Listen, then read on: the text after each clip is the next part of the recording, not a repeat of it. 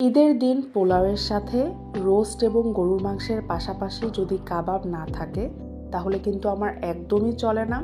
সেই কাবাবের রেসিপি নিয়েই আজকে আপনাদের মাঝে হাজির হলাম। আজকে আমি আপনাদের সাথে শেয়ার করব পারফেক্ট বিফ জালি কাবাবের রেসিপি, যেটা ফলো করলে আপনারাও বাসায় খুব সহজে বানিয়ে নিতে পারেন। এজন্য প্রথমে একটা বোলে আমি নিয়ে নিচ্ছি 1/2 কেজি গরুর মাংসের কিমা।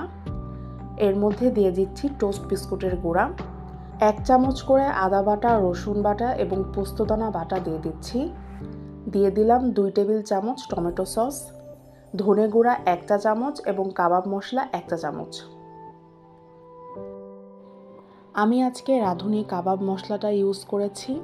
আপনাদের কাছে যদি রাঁধুনি কাবাব মশলা না থাকে তাহলে বাসায় মশলা বানিয়েও আপনারা সেটা ইউজ করতে পারেন, কোনো সমস্যা নেই। পেঁয়াজ কুচি দিয়ে দিচ্ছি 1 কাপ, 1.5 চা চামচ মরিচের গুঁড়া এবং 2 চা চামচ করে ধনেপাতা কুচি এবং কাঁচামরিচ কুচি। এখন স্বাদমতো লবণ দিয়ে সবগুলো উপকরণ খুব ভালো মতো মেখে নিব।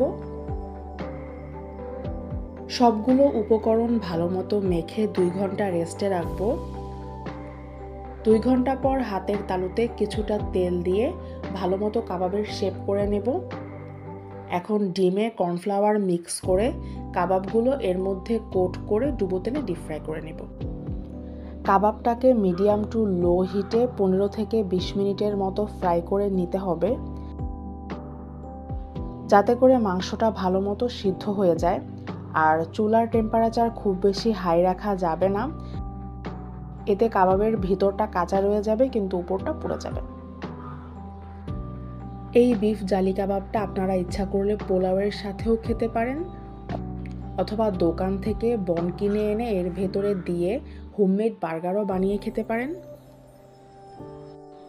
আর কাবাবের যেই মিক্সচারটা, এটা আপনারা ইচ্ছা করলে ডিপ ফ্রিজে 1 থেকে 2 মাসের মতো স্টোর করতে পারেন।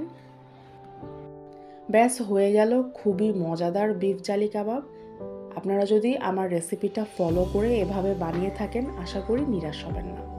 আর আমার রেসিপিটা যদি আপনাদের ভালো লেগে থাকে তাহলে অবশ্যই আমার পেজটাকে ফলো করে পাশে থাকবেন। আল্লাহ হাফেজ।